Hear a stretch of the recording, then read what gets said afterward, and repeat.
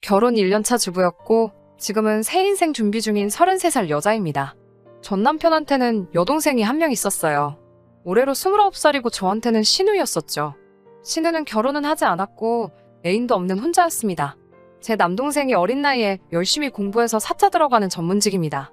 무슨 직업인지는 밝히지는 않을게요. 아무튼 덕분에 업계에서 제일 유명한 회사에 입사를 하게 되면서 연봉도 입사하자마자 억대 연봉을 받게 되었습니다. 열심히 공부해 좋은 직장을 갖고 자리를 일찍 잡게 된 동생 덕분에 동생이 취직하고 얼마 지나지 않아서 얻은 전셋집에서 제가 시집가기 전까지 같이 살게 되었습니다. 저도 직장을 다니고 있었기 때문에 집안일이나 공과금 같은 건 제가 부담을 했었습니다. 동생 덕분에 편하게 회사를 다닐 수 있게 되었지만 그건 동생이 이뤄낸 성공이기 때문에 제가 거기에 숟가락만 올리고 싶은 생각은 없었거든요. 집안일 같은 게 서투른 동생이었기 때문에 제가 같이 사는 게 불편하기는 했을 테지만 내색 한번 하지 않았습니다. 참 속이 깊고 어른스러운 동생이었어요. 오히려 저보다 더 어른스러울 때가 많았지요. 제가 작년에 결혼을 하게 되면서 동생 집에서 나오게 되면서 동생은 혼자서 지내게 되었습니다. 그런데 이제 신우가 제 동생 집에서 살고 싶다고 하네요. 나이가 어려서 그러면 그냥 철이 없어서 헛소리를 하는 건가 할 텐데 홍기도 다 찬 신우가 제 남동생 집에서 살 생각을 하다니 정말 어이가 없어서 웃음도 나오지 않더라고요. 저는 결혼할 때도 제 남동생이 직업이 뭔지 혼자서 살고 있는지조차도 이야기한 적이 없었거든요. 딱 봐도 남편이 시댁에다가 투절거려서 알게 된 거라는 생각이 단번에 들더라고요. 염치 없는 시모도 요즘 겹사돈이 뭐가 문제가 되냐면서 제 동생도 홍기가 찼으니 결혼할 때가 되었는데 둘이서 잘 되면 좋은 거 아니겠냐고 사자 들어가는 사위 보는 게 소원이었는데 제 덕분에 그 소원을 성취하겠다며 아주 신이 나서 노래를 부르더라고요. 당장 신우가 우리 신혼집으로 들어온다고 해도 그게 가당키나 한 소리냐며 말려주셔야 시어머니께서 저희 집도 아니고 혼자 사는 제 남동생 집에 신우가 들어가 산다는 걸 말리기는커녕 가족 일이니 저보고도 당연히 협조를 해야 된다는 식으로 나오는 모습을 보니 기가 차서 웃음도 나오질 않았습니다. 돈만 있었다면 신우의 집이며 뭐며 다 얻어줬을 텐데 다 자기가 못나서 그런 거라며 그래도 며느리 잘 본 덕분에 한시름 덜게 되었다고 이미 다 정해진 것처럼 이야기를 하는데 저게 무슨 말인지 빵꾸인지 뭔 소리를 하는지 통 알 수가 없더라고요. 시어머니한테 그게 도대체 무슨 말씀이냐고 아무리 신우 미래가 걱정되신다고 한들 되는 건 되는 거고 안 되는 건 안 되는 거지 않냐면서 제 눈에 흙이 들어가도 그건 안 된다고 말씀드리니 저보고 치사하게 1억이냐면서 돈이 없으니 어른할 길을 우습게 아는 거냐면서 늙으면 죽어야지 하시며 신세한탄을 하시는데 남편은 한술 더 터서 저보고 못됐다고 지네 엄마한테 말버릇이 그게 뭐냐고 한 소리를 하더라고요. 그렇다고 남편이 돈을 못 버는 건 아니거든요. 물론 제 남동생만큼 버냐고 물으시면 남동생이 버는 거에 반도 못 벌긴 하지만 나름 중견기업에서 과장직책 달고 있고 시댁에 생활비도 넉넉히 보내주는 거? 제가 아무 말도 안 하고 참고 있는데 아주 두 모자가 작정하고 저를 몰아가는데 아주 말이 안 나왔습니다. 두 사람은 그렇다 쳐도 신우도 아주 문제가 많은 사람입니다.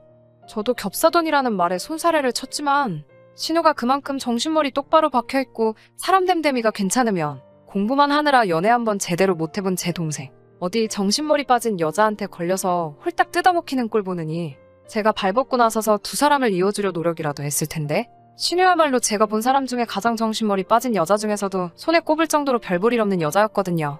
나이도 29살이나 먹어가지고는 직장다운 직장 한 번 가져본 적이 없고 고졸인데다가 그 나이 먹도록 아직도 아르바이트만 전전하면서 입에 풀칠만 겨우 하고 있습니다.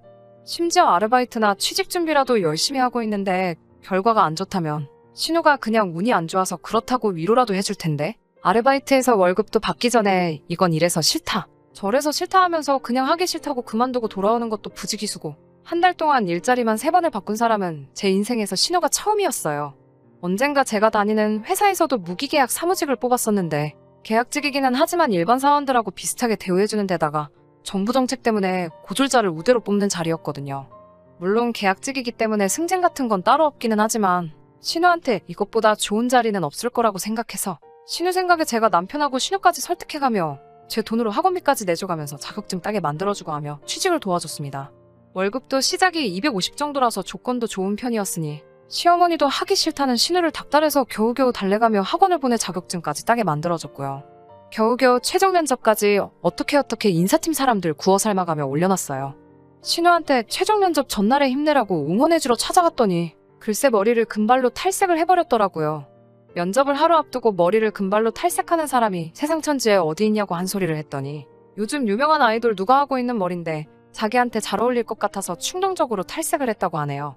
어찌어찌 가발까지 구해가며 면접에 보내놓고 최종 합격까지 시켜놨더니 아주 신우마라는 꼬라지가 가관이었습니다.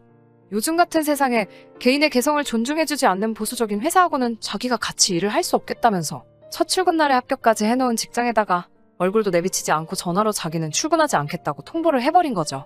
인사팀 사람들에게 어떻게 그런 사람을 소개시켜줄 수 있냐고 한 소리 들은 건 둘째치고 일평생 단 한 번뿐일 수도 있는 기회를 그딴 식으로 날려버린 그런 구제불능의 신우를 저도 포기하게 되었고, 그날 이후로 그 어떤 일이든 신우일이라면 도와주고 싶은 생각이 싹 사라져버렸습니다.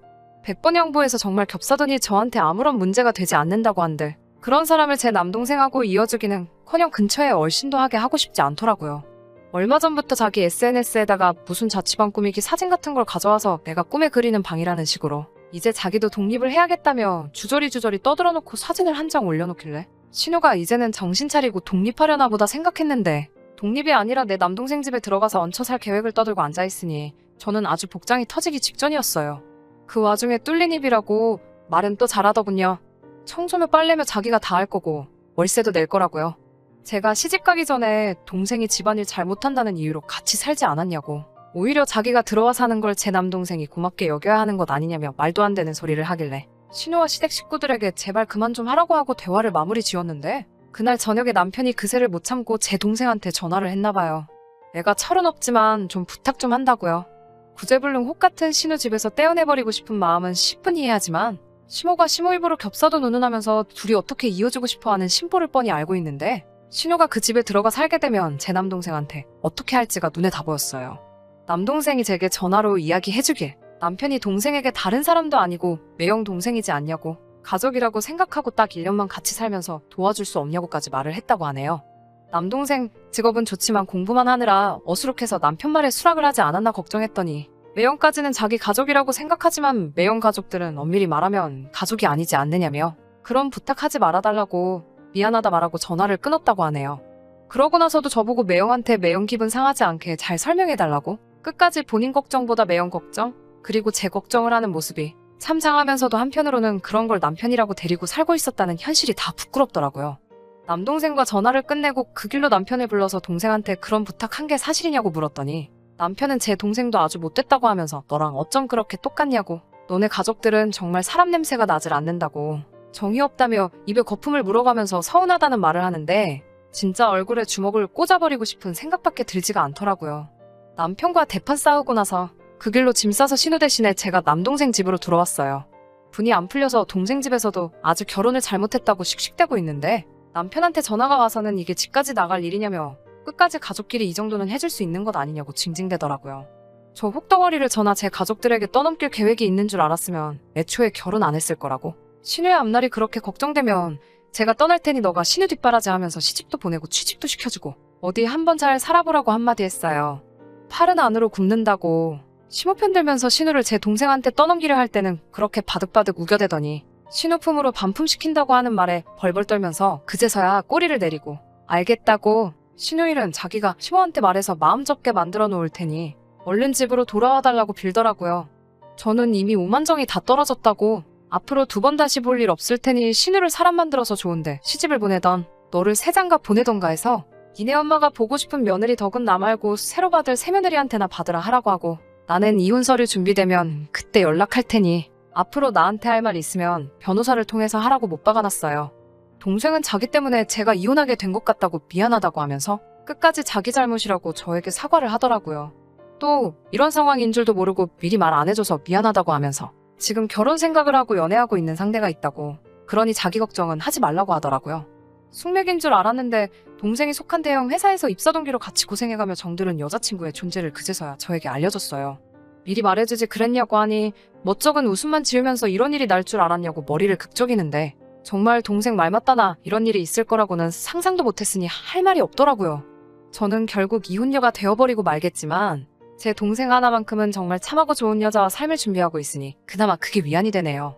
제가 잘 풀린 것도 아니고 동생이 좋은 직장 가지고 있는 건데 이 결혼 생활 끝까지 이어갔다면 그걸 빌미로 시댁에 헌신했어야만 했을 제 모습을 생각하니 이렇게 된 게 오히려 잘 된 거라는 생각이 드네요.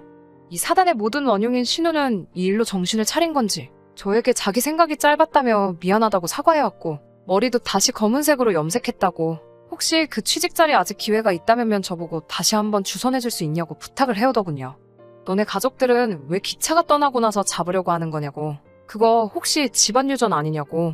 다들 이참에 인생 공부 처음부터 다시 하는 게 어떻겠냐고 말해주니 그게 그 집구석하고 마지막 나눈 이야기인데 그래도 남편 가족이라고 그간 참아왔던 말을 한 번에 다 쏟아내고 나니 마음 하나만큼은 정말 후련하네요. 동생은 곧 결혼식을 올릴 것 같고 저도 새로운 인생을 준비 중입니다. 동생의 회사 사람은 아니지만 동생이 같이 공부하던 시절에 알던 사람이 있다고 저한테 소개를 시켜준다고 저보고 한번 만나볼 생각이 없냐고 물어오네요. 물론 그 사람들도 가족이 어떤지는 만나봐야 알겠죠. 하지만 이제 이렇게 새 인생을 시작하게 되었는데 이제는 좀 더 신중하게 결정해서 또 같은 실수를 반복하지 않게 저도 사람을 보는 안목을 길러야 할 것 같습니다. 끝까지 들어주셔서 감사합니다. 오늘의 사연은 여기까지입니다. 구독과 좋아요, 알람 설정 부탁드리고 더 좋은 사연으로 다시 찾아뵙겠습니다. 감사합니다.